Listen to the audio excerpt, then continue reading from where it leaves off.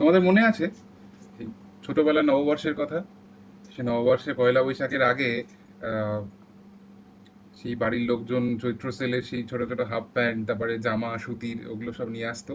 আর নববর্ষের দিন মানে পয়লা বৈশাখের দিন সকালে উঠে স্নান করে সেই সব জামাগুলো পরে প্রথম ঠাকুর নমস্কার করা এবং বিকেলের অপেক্ষায় থাকা যে কখন দোকান দোকানে যাওয়া হবে হালখাতা করতে, এবং কতগুলো মিষ্টির প্যাকেট আনা হলো, কতগুলো ক্যালেন্ডার এলো ভাগ্যে, সেগুলো বাড়ি এসে সব ছড়িয়ে নিয়ে এসে দেখা যে কতগুলো মিষ্টির প্যাকেট হলো, কতগুলো ক্যালেন্ডার পেলাম, সেখানে কি কি ছবি পেলাম পেলাম সেগুলো কোথায় টাঙানো হবে।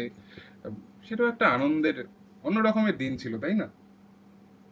এখন আমরা অনেক বড় হয়ে গেছি, এখন অনলাইন শপিং করছি, অনেক আধুনিক জায়গা থেকে শপিং করছি, মলে যাচ্ছি, কিন্তু ছোটবেলার সেই আহ, লাল নীল সুতির জামা আর হাফ প্যান্ট মানে বারমুডার প্যান্ট আর কি, সেগুলোর আনন্দ কিন্তু একটা অন্যরকম ছিল।